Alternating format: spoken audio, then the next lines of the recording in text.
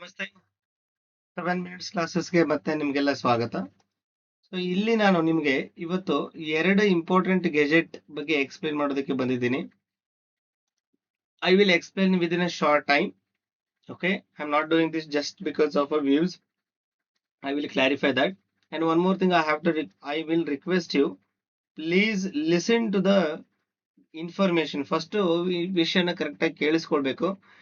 ಯಾಕೆ ಅಂತ ಹೇಳಿದ್ರೆ ನೀವು ಮತ್ತೆ ಸೇಮ್ ನಾ ಯಾವ್ದನ್ನ ಕನ್ಫ್ಯೂಸ್ ಮಾಡ್ಕೊಳ್ಬಾರ್ದು ಅಂತ ಹೇಳಿರ್ತೇನೋ ಅದನ್ನೇ ಕಮೆಂಟ್ ಮಾಡ್ತೀರಿ. ಕಮೆಂಟ್ ಮಾಡಿದ್ರು ತೊಂದರೆ ಇಲ್ಲ, ಫೋನ್ ಮಾಡಿ ಮತ್ತೆ ಅದೇ ಡೌಟ್ ಅನ್ನ ಕೇಳ್ತೀರಿ. ಆ ಡೌಟ್ ಹೇಳಿದ ಮೇಲೆ ಕೇಳೋದು which is not at all fair. First you listen to it. ನಿಮಗೆ ಡೈರೆಕ್ಟ್ ಆಗಿ ನಿಮ್ಗೆ ಯಾವ ಡೌಟ್ ಇದೆಯೋ ಅದೇ ಡೌಟ್ ಅನ್ನ ಫೋನ್ ಮಾಡಿ ಡೈರೆಕ್ಟ್ ಕೇಳೋಕ್ಕಿಂತ ಮೊದಲು ಆ ವಿಡಿಯೋದಲ್ಲಿ ಆ ಡೌಟ್ ಬರೋವರೆಗೂ ಒಂದ್ ಸ್ವಲ್ಪ ವೇಟ್ ಮಾಡಿ ಈ ವಿಡಿಯೋನ ಕಂಪ್ಲೀಟ್ ಆಗಿ ನೋಡಿ. ಸೊ ನಾನು ಸ್ಪೆಷಲ್ ಆಗಿ computer teacher related videos information ಅನ್ನ ಆಲ್ರೆಡಿ ನಿಮ್ ಜೊತೆ ಶೇರ್ ಮಾಡ್ಕೊಳ್ತಾ ಇದ್ದೀನಿ. ಕೆಲವು ಕ್ಲಾಸಸ್ ಅನ್ನ ಕೂಡ ಮಾಡಿದ್ದೀನಿ paper to related, specially KREIS syllabus ನಾನು ಕ್ಲಾಸಸ್ ಅನ್ನ ಆಲ್ರೆಡಿ ಮಾಡಿದ್ದೀನಿ ಕಂಪ್ಯೂಟರ್ ಟೀಚರ್. ಸೊ ಇವತ್ತು ನಾನು ಬಂದಿರೋ ವಿಷಯ ಏನು ಅಂತ ಕೇಳಿದ್ರೆ, ಸೊ ಇವತ್ತು date 10/8/2026. There are totally 2 gazettes. ಇವತ್ತು 2 ಗೆಜೆಟ್ ಔಟ್ ಆಗಿರೋದ್ರಿಂದ ಸೊ 2 ಗೆಜೆಟ್ ಅಲ್ಲಿ ಕಂಪ್ಯೂಟರ್ ಟೀಚರ್ ಪೋಸ್ಟ್ ಗಳಿದೆ.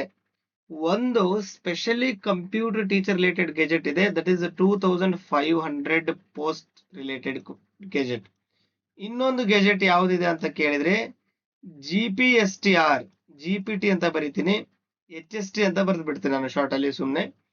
ಸೊ ಈ GPT ಕೂಡ ಕಂಪ್ಯೂಟರ್ ಟೀಚರ್ ಪೋಸ್ಟ್ ಗಳಿದೆ. ಕಂಪ್ಯೂಟರ್ ಟೀಚರ್ ನಾನೇ ಇಲ್ಲೇ ಹೇಳ್ಬಿಡ್ತೀನಿ ನಿಮ್ಗೆ, ನೋಟಿಫಿಕೇಶನ್ ತೋರ್ಸೋಕ್ಕಿಂತ ಮೊದಲು ಅಲ್ಲಿ ತುಂಬಾ ಟೈಮ್ ವೇಸ್ಟ್ ಆಗುತ್ತೆ. GPT ಅಲ್ಲಿ 1ರಿಂದ 1 to 8, 1ರಿಂದ 8ನೇ ತರಗತಿ ಮಕ್ಕಳಿಗೆ ಕಂಪ್ಯೂಟರ್ ಟೀಚರ್ ನ ರಿಕ್ರೂಟ್ ಮಾಡ್ಕೊಳ್ತೀವಿ ಅಂತ ಹೇಳ್ತಿದ್ದಾರೆ. ಈ 2500 ಪೋಸ್ಟ್ ರಿಕ್ರೂಟ್ಮೆಂಟ್ ಗೆಜೆಟ್ ಆಲ್ರೆಡಿ ಒಂದ್ಸಲ ಬಂದಿತ್ತು. ಅದ್ರ ಬಗ್ಗೆ ತುಂಬಾ ಸರ್ಕ್ಯುಲೇಟ್ ಕೂಡ ಆಯ್ತು, ತುಂಬಾ ಎಲ್ಲದ ಕಡೆ ವೈರಲ್ ಕೂಡ ಆಯ್ತು. ಬಟ್ ನಾನೇನ್ ಹೇಳೋದಕ್ಕೆ ಹೋಗ್ತಾ ಇದ್ದೀನಿ ಅಂತ ಹೇಳಿದ್ರೆ ಇದರಲ್ಲಿ ತುಂಬಾ ಪ್ರಾಬ್ಲಮ್ ಕೂಡ ಇತ್ತು. ಸೊ ಇಲ್ಲಿ ಆ ಪ್ರಾಬ್ಲಮ್ ಬಗ್ಗೆ ಮಾತಾಡ್ತೀನಿ. ಲಾಸ್ಟ್ ಟೈಮ್ ಈ ಗೆಜೆಟ್ ಬಂದಾಗ ಈ SSLC ಮತ್ತೆ PUC ಎಜುಕೇಶನ್ ಕ್ವಾಲಿಫಿಕೇಶನ್ ಬಗ್ಗೆ ಸ್ವಲ್ಪ ಈ ಗೆಜೆಟ್ ಅಲ್ಲಿ ಮೆನ್ಷನ್ ಮಾಡಿದ್ರು. ಈ ಎರಡು ಕೋರ್ಸ್ ಅಲ್ಲಿ ನೀವು ಕನ್ನಡವನ್ನ ಓದಿರ್ಬೇಕು ಅಂತ ಹೇಳಿದ್ರು. ಕನ್ನಡವನ್ನ ಸೊ ಯಾವ ಭಾಷೆಯನ್ನಾಗಿ ಅಂತ ಕೇಳಿದ್ರೆ ಕನ್ನಡವನ್ನ ಪ್ರಥಮ ಅಥವಾ ದ್ವಿತೀಯ ಭಾಷೆಯನ್ನಾಗಿ SSLC ಮತ್ತು PUC ಲಿ ಕಂಪಲ್ಸರಿ ಓದಿರ್ಬೇಕು ಅಂತ ಅವರು ಹೇಳಿದ್ರು. ಈಗ ಬಂದಿರೋ ಗೆಜೆಟ್ ಅಲ್ಲಿ 2500 post specially for computer science ಹೇಳ್ತಾ ಇದ್ದೀನಿ. ಈ SSLC ಮತ್ತೆ PUC ಬಗ್ಗೆ ಯಾವುದೇ ಮಾಹಿತಿಯನ್ನ ನೀಡಿಲ್ಲ. Okay, I think that is very clear. So SSLC ಅಲ್ಲಿ ಏನು ಓದಿರ್ಬೇಕು ಏನು ಓದಿರಬಾರ್ದು ಈ ಬಗ್ಗೆ ಯಾವುದೇ ಮಾಹಿತಿಯನ್ನ ಈ 2500 ಕಂಪ್ಯೂಟರ್ ಟೀಚರ್ ಅಂತ ಸ್ಪೆಷಲ್ ಗೆಜೆಟ್ ಬಂದಿದೆ ಅಲ್ವಾ, ಅಲ್ಲಿ ಅವರು ಹೇಳಿಲ್ಲ. ಆದ್ರೆ ಈ GPT ಅಲ್ಲಿ ಕೂಡ ಕಂಪ್ಯೂಟರ್ ಟೀಚರ್ ಪೋಸ್ಟ್ ಇದೆ. ಇಲ್ಲಿ ಅವರು ಈ ಎಜುಕೇಶನ್ ಕ್ವಾಲಿಫಿಕೇಶನ್ ಬಗ್ಗೆ ನಿಮ್ಗೆ ಕ್ಲಿಯರ್ ಆಗಿ ಮೆನ್ಷನ್ ಮಾಡಿದ್ದಾರೆ. Don't get confuse with these two. But ಎರಡು ಆಕ್ಚುಲಿ ಒಂದೇ, ಬಟ್ ಅದು ಯಾವ ರೀತಿ ಅಂತ ಮುಂದೆ ಹೇಳ್ತೀನಿ ನಾನು.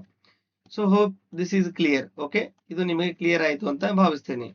ಈಗ ಈ 2500 post computer teacher, especially computer teacher, ಇಲ್ಲಿ ಯಾರ್ಯಾರೆಲ್ಲ ಎಲಿಜಿಬಲ್ ಇದ್ದೀರಿ ಕ್ವಾಲಿಫಿಕೇಶನ್ ಹೇಳ್ಬಿಡ್ತೀನಿ ನಾನು. ಯಾವೆಲ್ಲ ಡಿಗ್ರಿದವ್ರು ಎಲಿಜಿಬಲ್ ಇದ್ದೀರಿ ಅಂತ ಅದನ್ನ ಕ್ಲಿಯರ್ ಮಾಡ್ತೀನಿ. ಆಮೇಲೆ ಉಳಿದಿರೋದೆಲ್ಲವನ್ನು ಕ್ಲಿಯರ್ ಮಾಡ್ತಾ ಹೋಗೋಣ. ಆದಷ್ಟು ಬೇಗ ಈ ವಿಡಿಯೋನ ಕಂಪ್ಲೀಟ್ ಮಾಡೋಣ.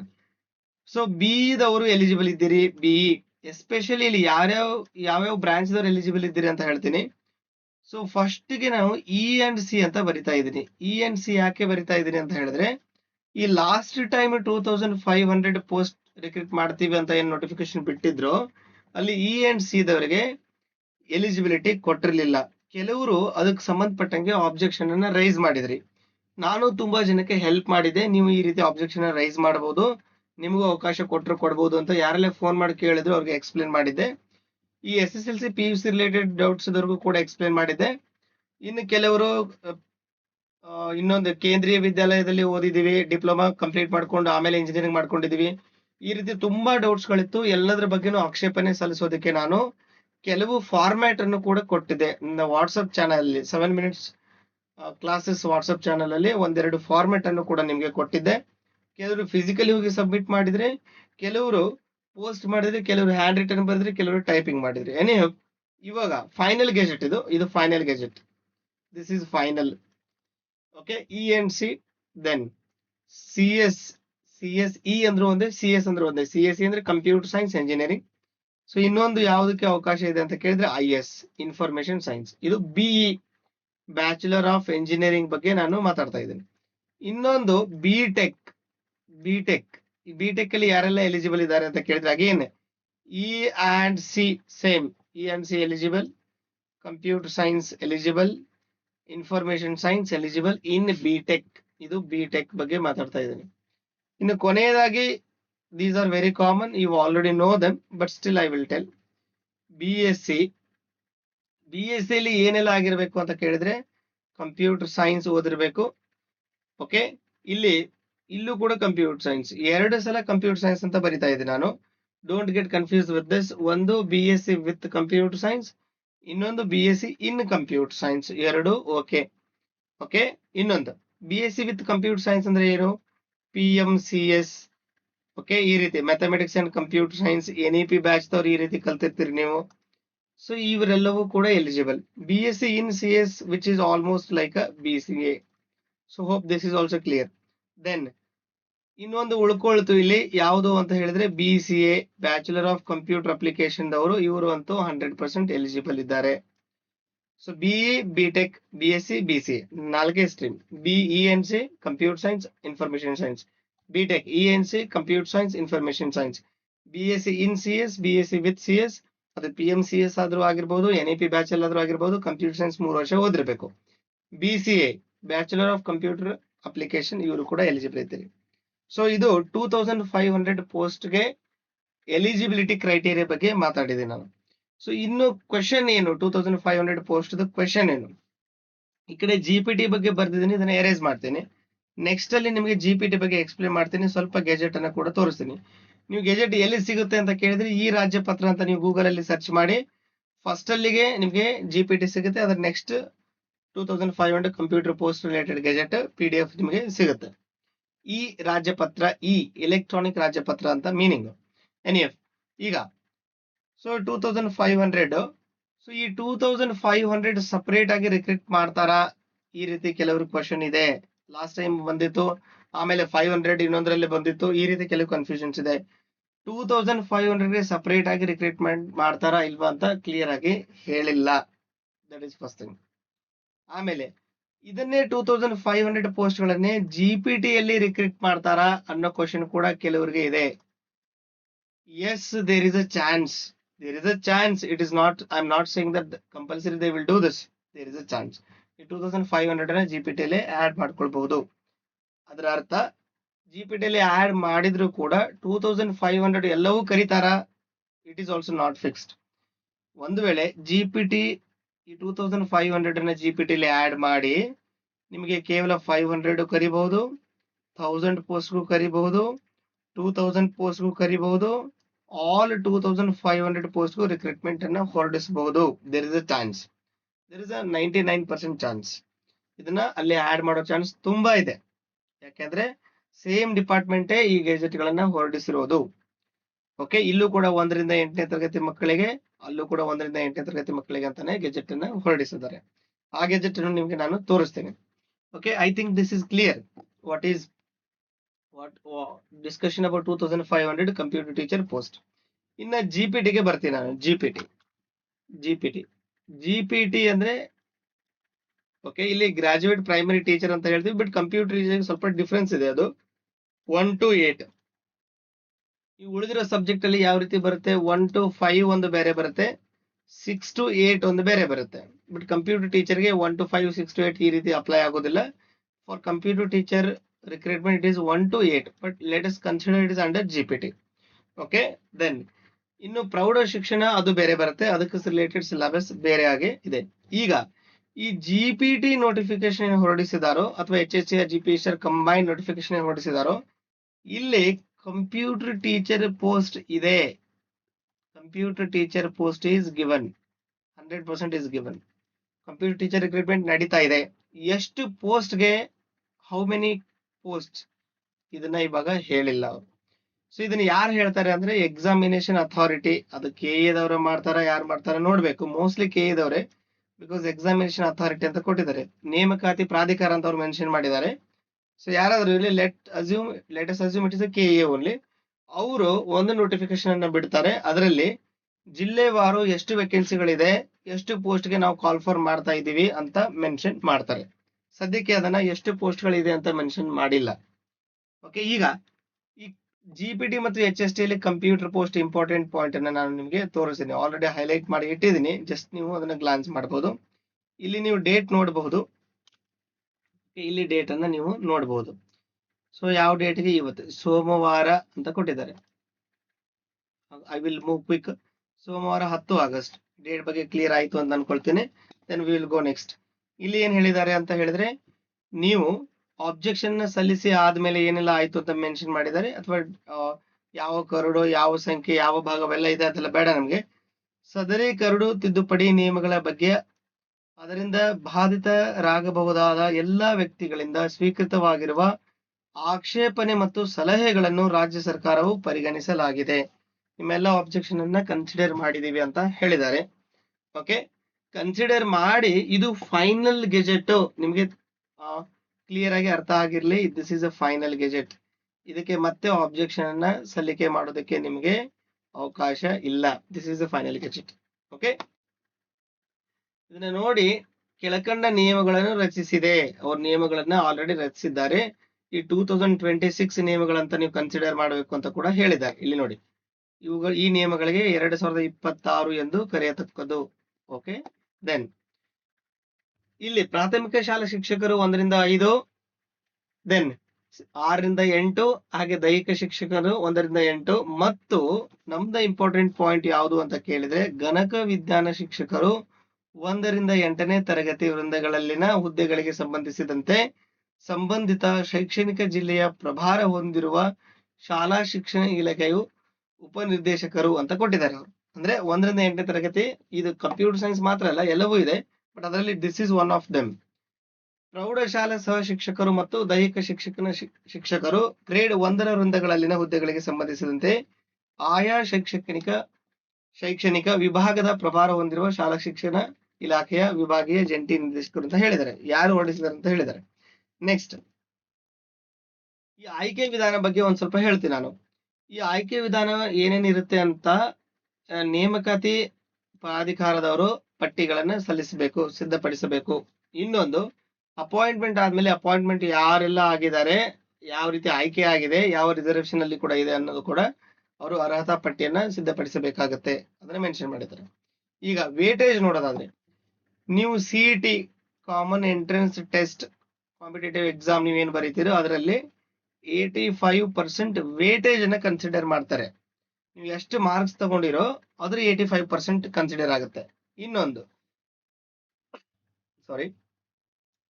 ನಿಗದಿಪಡಿಸಿದ ಪದವಿಯಲ್ಲಿ ಪಡೆದ ಅಂಕಗಳು ನಿಮ್ಮ ಡಿಗ್ರಿಯಲ್ಲಿ 15%. ಸರಿ, ಯಾವ ಡಿಗ್ರಿ ಇದು? ಯಾವ್ದಾದ್ರೂ ಆಗಿರ್ಬೋದು. Your degree may be BA, your degree may be BTech, your degree may be BSc, your degree may be BCA. ಈ ಯಾವುದೇ ಡಿಗ್ರಿಯಿಂದ ನೀವು ಓದ್ಕೊಂಡಿರ್ರಿ, ನಿಮ್ದು ಟೋಟಲ್ ಡಿಗ್ರಿ ಪರ್ಸೆಂಟೇಜ್ ಅಲ್ಲಿ ಇಲ್ಲಿ 15% ಕನ್ಸಿಡರ್ ಮಾಡ್ತಾರೆ. 85% ವಿಲ್ ಬಿ ಕಾಂಪಿಟೇಟಿವ್ ಎಕ್ಸಾಮ್. ಸ್ಪರ್ಧಾತ್ಮಕ ಪರೀಕ್ಷೆ is nothing but competitive exam. Okay, ಅದು ಕೂಡ ಕ್ಲಿಯರ್ ಆಯ್ತು. ಈಗ ಮೀಸಲಾತಿ. ನೇರ ನೇಮಕಾತಿಗಳಿಗೆ ಚಾಲ್ತಿಯಲ್ಲಿರುವ ನಿಯಮಗಳಂತೆ ಲಂಬ ಹಾಗೂ ಸಮತಲ 2 ಮೀಸಲಾತಿಗಳು ಪ್ರಸ್ತುತ ನಿಯಮಗಳಡಿಯಲ್ಲಿ ಮಾಡುವ ನೇಮಕಾತಿಗಳಿಗೆ ಅನ್ವಯವಾಗತಕ್ಕದ್ದು. ಓಕೆ, ವಯೋಮಿತಿ, ಏಜ್ ರಿಲ್ಯಾಕ್ಸೇಷನ್, ಎಷ್ಟು ಏಜ್? 21 ಕಂಪ್ಲೀಟ್ ಆಗಿರ್ಬೇಕು. ದೆನ್ SC ST ಪ್ರವರ್ಗ 1 ಮತ್ತು PWD ಈ ಸ್ಟೂಡೆಂಟ್ಸ್ ಗಳಿಗೆ 45 ಏಜ್, 45 ವರ್ಷ ಇದೆ maximum. Okay, 45 years maximum age limit, ಗರಿಷ್ಠ ವಯೋಮಿತಿ ಅಂತ ಹೇಳಿದ್ದಾರೆ. ಓಕೆ, ವರ್ಗ 2A 2B, okay 3A 3B ಇವರಿಗೆ 43 ಇಯರ್ಸ್.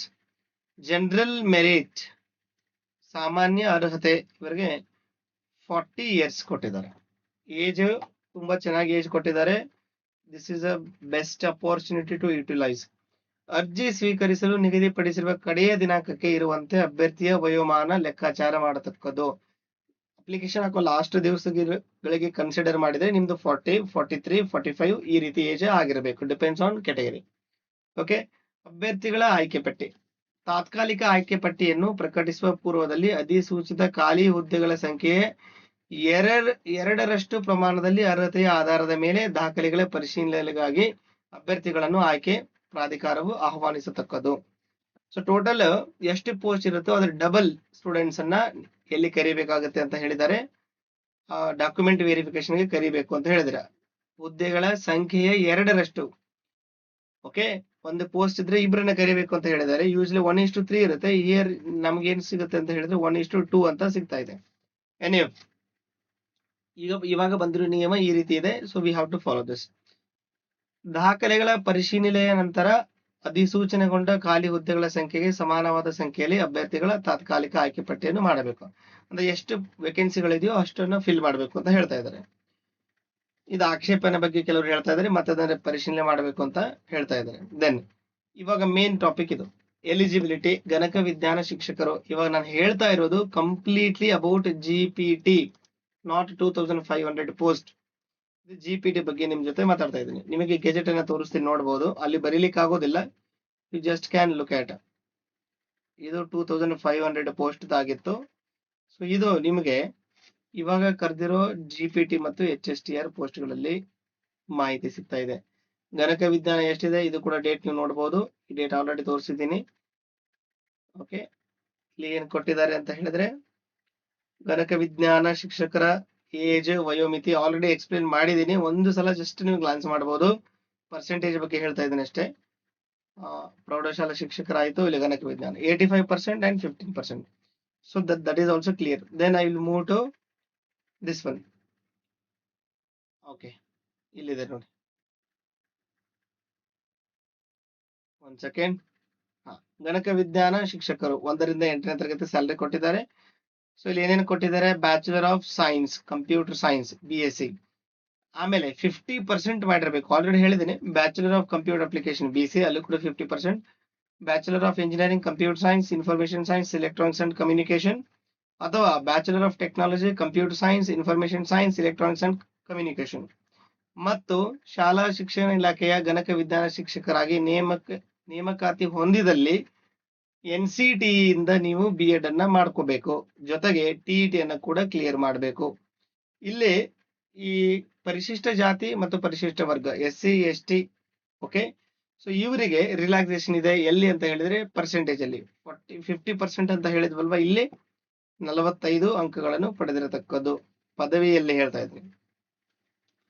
ಸೊ ಉಳಿದಿರೋರು ಎಲ್ಲರೂ 50% ಮಾಡ್ಕೊಂಡಿರ್ಬೇಕು. ರಿಸರ್ವೇಶನ್ ಅಲ್ಲಿ ಬರೋರು 45% ಇದ್ರೂ ಕೂಡ ನಡೆಯುತ್ತೆ. This is all about recruitment.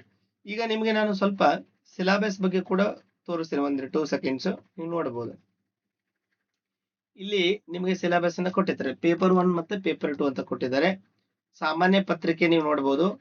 ಸಾಮಾನ್ಯ ಕನ್ನಡ, ಸಾಮಾನ್ಯ ಇಂಗ್ಲಿಷ್, ಸಾಮಾನ್ಯ ಜ್ಞಾನ, ಪ್ರಚಲಿತ ವಿದ್ಯಮಾನ, ಈ ರೀತಿ ಶೈಕ್ಷಣಿಕ ಮನೋವಿಜ್ಞಾನ ಮತ್ತು ಮಾನವ ಅಭಿವೃದ್ಧಿ, ಮೌಲ್ಯ ಶಿಕ್ಷಣ ಮತ್ತು ಆರೋಗ್ಯ ಶಿಕ್ಷಣ, ಗಣಕಯಂತ್ರ ಸಾಕ್ಷರತೆ. ನಿಮಗೆ ಬೋನಸ್ ಯಾವುದು ಅಂತ ಹೇಳಿದ್ರೆ ಗಣಕಯಂತ್ರ ಸಾಕ್ಷರತೆ. ನೀವು ಆಲ್ರೆಡಿ ಕಂಪ್ಯೂಟರ್ ಟೀಚರ್ ಆಗೋದಕ್ಕೆ ಓದ್ತಾ ಇದ್ದೀರಿ. This is a basic computer. ಎಲ್ಲ ಕಾಂಪಿಟೇಟಿವ್ ಎಕ್ಸಾಮ್ ಅಲ್ಲಿ ಇದು ಕಂಪಲ್ಸರಿ. GPT 1 ರಿಂದ 5 ಆಗಿರ್ಬೋದು, 6 ರಿಂದ 8ನೇ ತರಗತಿ ಮಕ್ಕಳ ರಿಕ್ರೂಟ್ಮೆಂಟ್ ಆಗಿರ್ಬೋದು, ಹೈಸ್ಕೂಲ್ ರಿಕ್ರೂಟ್ಮೆಂಟ್ ಆಗಿರ್ಬೋದು, ಅಲ್ಲಿ ಕಂಪಲ್ಸರಿ ಕಂಪ್ಯೂಟರ್ ನ ಕಂಪಲ್ಸರಿ ಮಾಡಿದ್ದಾರೆ. ನಿಮಗೂ ಕೂಡ ಆ ಎಕ್ಸಾಮ್ ಆ ರಿಲೇಟೆಡ್ ಕ್ವಶನ್ಸ್ ಬರುತ್ತೆ. ಕಾಮನ್ ಪೇಪರ್ ಬರುತ್ತೆ ನಿಮಗೂ ಕೂಡ. So you can score much better in this computer ಸಾಕ್ಷರತೆಯಲ್ಲಿ. ತುಂಬಾ ಸ್ಕೋರ್ ನೀವು ಮಾಡಬಹುದು. ಇನ್ನೊಂದು ಈ ಪಾರ್ಟ್ ಸಾಮಾನ್ಯ ಕನ್ನಡ ಸಿಂಪಲ್ ಆಗಿರುತ್ತೆ, ಸಾಮಾನ್ಯ ಇಂಗ್ಲಿಷ್ ಕೂಡ ಸಿಂಪಲ್ ಆಗಿರುತ್ತೆ. ಸಾಮಾನ್ಯ ಜ್ಞಾನ ನೀವು ಒಂದ್ ಸ್ವಲ್ಪ ಓದ್ಕೊಳ್ಬೇಕು. ಪ್ರಚಲಿತ ವಿದ್ಯಮಾನ ಯಾರು ಅಪ್ ಟು ಡೇಟ್ ಇದ್ದೀರಾ ಅವ್ರಿಗೆ ತುಂಬಾ ಈಸಿ ಆಗುತ್ತೆ. ಸೊ ಈ ಶೈಕ್ಷಣಿಕ ಮನೋವಿಜ್ಞಾನ ಮತ್ತು ಮಾನವ ಅಭಿವೃದ್ಧಿಯನ್ನ ನೀವು ಓದ್ಕೊಳ್ಬೇಕಾಗುತ್ತೆ. You have to read it. So ಕೆಲವರು ಆಲ್ರೆಡಿ ಓದಿರ್ತೀರಿ. ಯಾರು ಅಂತ ಹೇಳಿದ್ರೆ BSc ಮತ್ತೆ B.Ed ಯಾರೆಲ್ಲ ಮಾಡಿದಿರಿ ಅವರು ಈ ವಿಷಯನ ಒಂದ್ ಸ್ವಲ್ಪ ಓದ್ಕೊಂಡಿರ್ತೀರಿ. Specially BE students plus BCA students ಇವರು ಇದ್ರ ಬಗ್ಗೆ ಓದ್ಕೊಂಡಿರಂಗಿಲ್ಲ. ಓಕೆ, ಮನೋವಿಜ್ಞಾನ ಮತ್ತು ಮಾನವ ಅಭಿವೃದ್ಧಿ ಬಗ್ಗೆ. ಅದೇ ರೀತಿ ಮೌಲ್ಯ ಶಿಕ್ಷಣ ಮತ್ತು ಆರೋಗ್ಯ ಶಿಕ್ಷಣ ಬಗ್ಗೆನೂ ನೀವು ಓದಿರೋದಿಲ್ಲ. ಬಟ್ ಅದನ್ನ ನೀವು ಸಪರೇಟ್ ಆಗಿ ಪ್ರಿಪರೇಷನ್ ಮಾಡಬೇಕು. ವಿಷಯ ನಿರ್ದಿಷ್ಟ ಪತ್ರಿಕೆ ಅಂದ್ರೆ ಸಬ್ಜೆಕ್ಟ್ ಪೇಪರ್. ಇದು ಮೇಲೆ ಹೇಳಿರೋದು ಸಾಮಾನ್ಯ, ಕೆಳಗಡೆ subject paper. Total 100 marks. Paper 1 is also for 100 marks only. Don't worry. Paper 1 is also for 100 marks. OMR based. Paper 2 is also for 100 marks. Again OMR based. Clear ಆಗಿ ಅರ್ಥ ಮಾಡ್ಕೊಳ್ಳಿ. OMR ಶೀಟ್ ಹೈಲೈಟ್ ಮಾಡಿದ್ದೇನೆ ಕೆಳಗಡೆ ನಾನು. Okay, ಇಲ್ಲಿದೆ ನೋಡಿ. OMR sheet ನಲ್ಲಿ ಉತ್ತರಿಸಬೇಕಿರುತ್ತದೆ. Multiple choice MCQ. There is no descriptive. KREIS ಅಲ್ಲಿ ಆಗಿರ್ಬೋದು, GPT ಅಲ್ಲಿ ಆಗಿರ್ಬೋದು, HSTR ಅಲ್ಲಿ ಆಗಿರ್ಬೋದು, ಡಿಸ್ಕ್ರಿಪ್ಟಿವ್ ಇಲ್ವೇ ಇಲ್ಲ. Complete MCQ. Paper 1 and paper 2. Okay, 200 ಮಾರ್ಕ್ಸ್ಗೆ ಇರುತ್ತೆ. ಇಲ್ಲಿ ಪತ್ರಿಕೆ 1 ಸಾಮಾನ್ಯ ಪತ್ರಿಕೆ ಆಲ್ರೆಡಿ ನೀವು ನೋಡಿದಿರಿ. ವಸ್ತುನಿಷ್ಠ ಇದೆಲ್ಲ ಆಗಿದೆ. ಪೇಪರ್ 2 ಗಣಕಯಂತ್ರ OMR ಶೀಟ್ ನಲ್ಲಿ ಉತ್ತರಿಸಬೇಕು. ಇದನ್ನು ಕೂಡ ಆಲ್ರೆಡಿ ನಾನು ನಿಮಗೆ ಹೇಳಿದ್ದೆ. ಈಗ paper 2 syllabus. We don't know what is the syllabus for paper 2 GPT computer teacher. Syllabus ಗೊತ್ತಿಲ್ಲ. ತುಂಬಾ ಅಕಾಡೆಮಿದವರು ಆಲ್ರೆಡಿ ಕ್ಲಾಸಸ್ ಅನ್ನ ಸ್ಟಾರ್ಟ್ ಮಾಡಿದ್ದಾರೆ. Why I don't know and how I don't know. So ಯಾವ ರೀತಿ ಸ್ಟಾರ್ಟ್ ಮಾಡಿದ್ದಾರೆ ಅಂತ ಗೊತ್ತಿಲ್ಲ. That is left to them. ಅವ್ರಿಗೆ ಕೆಲವು ಮಾಹಿತಿ ಇದ್ರೂ ಇರಬಹುದೇನೋ, ನನಗೆ ಗೊತ್ತಿಲ್ಲ. ಸೊ ಸಿಲೆಬಸ್ ಬಂದ ಮೇಲೆ ನಾನು ಕೂಡ ಅದ್ರ ಮೇಲೆ ಕ್ಲಾಸಸ್ ಅನ್ನ ಸ್ಟಾರ್ಟ್ ಮಾಡ್ತೀನಿ. ಆಲ್ರೆಡಿ ಕ್ರೈಸ್ ಕಂಪ್ಯೂಟರ್ ಟೀಚರ್ ಸಿಲೆಬಸ್ ನಮ್ಮ 7 minutes ಕ್ಲಾಸಸ್ ಅಪ್ಲಿಕೇಶನ್ ಅಲ್ಲಿ ಆಲ್ರೆಡಿ ಸ್ಟಾರ್ಟ್ ಆಗಿದೆ. ವಿತ್ ಪ್ರಾಕ್ಟೀಸ್ ಟೆಸ್ಟ್ ಕೂಡ ನಡೀತಾ ಇದೆ. ಮೇನ್ಲಿ ರೆಕಾರ್ಡೆಡ್ ಕ್ಲಾಸಸ್ ಅನ್ನ ಮಾಡ್ತಾ ಇದ್ದೇವೆ. Okay, weekly once or twice we come live and we will give practice test, we will give notes, we will do everything for CRISE computer teacher recruitment. It is already going on, ನಡೀತಾ ಇದೆ. Then GPT computer teacher syllabus ಪ್ರಕಾರ ನೀವು classes ಮಾಡ್ತೀರಾ ಅಂತ ತುಂಬಾ ಜನ ಕೇಳ್ತಾ ಇದ್ರಿ. ಮಾಡಬಹುದು, ಸಿಲೆಬಸ್ ಬಂದ ಮೇಲೆ ಸ್ಟಾರ್ಟ್ ಮಾಡ್ತೀನಿ. ಅಡ್ವಾನ್ಸ್ ನಿಮ್ಮ ಹತ್ರ ದುಡ್ಡು ತಗೊಂಡು ಕ್ಲಾಸಸ್ ಅನ್ನ ಸ್ಟಾರ್ಟ್ ಮಾಡೋದಕ್ಕೆ ಆಗೋದಿಲ್ಲ. ಓಕೆ, ಸಿಲೆಬಸ್ ಅನ್ನ ನೋಡಬೇಕು. ಬರೀ practical MS word, PowerPoint ಈ ರೀತಿ ಸಿಲೆಬಸ್ ಅನ್ನ ಇಟ್ಬಿಟ್ರೆ I can't do that. So ಆ ರೀತಿ ಸಿಲೆಬಸ್ ಅನ್ನ ನಾನು ಮಾಡೋದಿಲ್ಲ. ಸೊ ನಾನು ಯಾವ ರೀತಿ ಸಿಲೆಬಸ್ ಅನ್ನ ಮಾಡ್ತೀನಿ ಅಂತ ಹೇಳಿದ್ರೆ, like C programming, data structure, operating system, ಈ ರೀತಿ ನೆಟ್ವರ್ಕಿಂಗ್, ಡೇಟಾಬೇಸ್ ಮ್ಯಾನೇಜ್ಮೆಂಟ್ ಸಿಸ್ಟಮ್, ಈ ರೀತಿ ಸಿಲೆಬಸ್ ಗಳಿದ್ರೆ ನಾನು ಕೋರ್ಸ್ ಅನ್ನ ಮಾಡ್ತೀನಿ. MS word, PowerPoint, Excel, I can't do them. Though I know all those things. ಅವೆಲ್ಲ ನನಗೆ ಬಂದ್ರು ಕೂಡ ಅದನ್ನ ಎಕ್ಸ್ಪ್ಲೇನ್ ಮಾಡಿ ಹೇಳೋದಕ್ಕೆ ಮಜಾ ಬರೋದಿಲ್ಲ. So I will do only classes on main subjects. ಈ ರೀತಿ ಮೇನ್ ಸಬ್ಜೆಕ್ಟ್ಸ್ ಇದ್ರೆ ನಿಮಗೆ ಕಂಪ್ಲೀಟ್ ಕೋರ್ಸ್ ಅನ್ನ ಮಾಡ್ಕೊಡ್ತೀನಿ. Paper 2 like programming, Java programming ಇರ್ಬೋದು, ಪೈಥಾನ್ ಪ್ರೋಗ್ರಾಮಿಂಗ್ ಇರ್ಬೋದು, C programming, okay, like database management system, computer network, data communication, ಈ ರೀತಿ ಸಬ್ಜೆಕ್ಟ್ ಗಳಿದ್ರೆ ನಾನು ಕೋರ್ಸ್ ಅನ್ನ ನಿಮಗೆ ಶೋರ್ಲಿ ಮಾಡಿ ಕೊಡ್ತೇನೆ. This is all about 2 gadgets and I think you don't have any confusion left. So 2500 post ಅನ್ನ ಅವರು ಕನ್ವರ್ಟ್ ಮಾಡಿ GPT ಅಲ್ಲಿ ಆಡ್ ಮಾಡಬಹುದು. ಔಟ್ ಆಫ್ 2500 ಎಷ್ಟು ಪೋಸ್ಟ್ ಗಳನ್ನ ಕರೀತಾರೋ ಅಂತ ಈಗ ಸದ್ಯಕ್ಕೆ ಹೇಳೋದಕ್ಕೆ ಆಗೋದಿಲ್ಲ. Thank you.